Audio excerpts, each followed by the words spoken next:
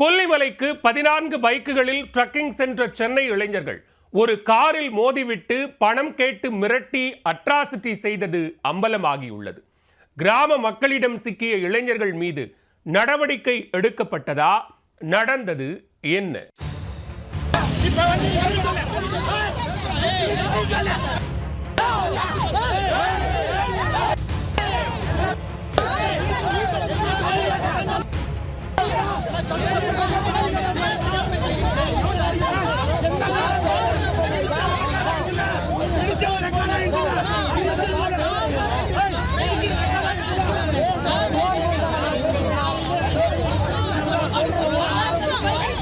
கள்ளக்குறிச்சி மாவட்டம் சின்னசேலத்தை அடுத்துள்ள கல்லாநத்தம் பகுதியைச் சேர்ந்தவர் ராஜேஷ்.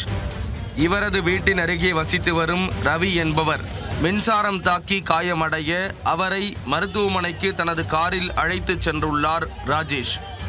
சின்னசேலம் நோக்கி கார் சென்று கொண்டிருந்த போது KTM உள்ளிட்ட விலை உயர்ந்த 14 இருசக்கர வாகனங்கள் மின்னல் வேகத்தில் காரை கடந்து சென்றுள்ளன. அந்த 14 பேரில் ஒரு பெண்ணும் இருந்துள்ளார். சென்னையைச் சேர்ந்த இந்த 14 பேரும் கொல்லிமலைக்கு பைக்கில் சென்றுவிட்டு மீண்டும் சென்னைக்கு திரும்பி உள்ளனர். அப்பொழுது சின்னசேலம் அடுத்த அம்மையகரம் அருகே பாலம் கட்டும் பணி நடைபெறுவதால் ஒரு வழிச்சாலையில் சிறிது தூரம் வாகனங்கள் திருப்பி விடப்பட்டிருந்தது.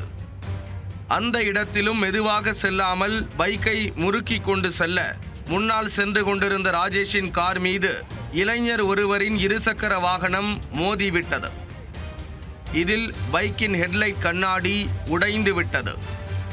விபத்தை ஏற்படுத்தி விட்டோம் என்ற குற்ற உணர்வு இல்லாத அந்த இளைஞர்கள் வாகனத்தை நிறுத்தி காரை ஓட்டிச் சென்ற ராஜேஷிடம் தகராறில் ஈடுபட்டுள்ளனர். மேலும் அவரின் காரின் சாவியை பிடுங்கிக் கொண்டு சென்னை பாஷையில் சீவி விடுவேன், 20,000 ரூபாய் பணத்தை கொடு என மிரட்டி அட்ராசிட்டி செய்துள்ளனர். அவர்களே வந்து காரில் மோதிவிட்டு ஆபாச வார்த்தைகளால் அர்ச்சனை செய்து மிரட்டியதை கண்டு நிலை குலைந்து போயிருக்கிறார் ராஜேஷ்.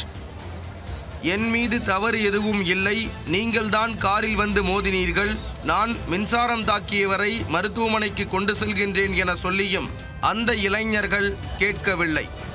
இதனை கண்ட வழியே வந்த வாகன ஓட்டிகளும் கிராம மக்களும் என்னடா அநியாயம் இது, நீங்கள் தவறு செய்துவிட்டு மருத்துவமனைக்கு செல்பவர்களை இப்படி மிரட்டுகிறீர்களே என தட்டி கேட்டதோடு செல்போனில் வீடியோ எடுத்துள்ளனர்.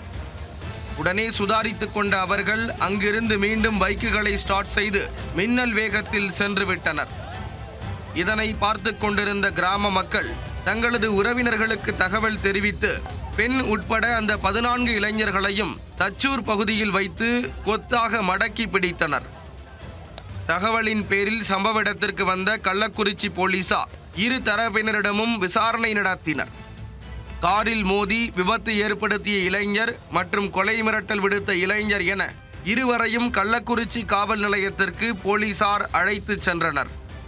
மேலும் அவர்களின் இருசக்கர வாகனங்களையும் பறிமுதல் செய்து காவல் நிலையம் கொண்டு வந்தனர்.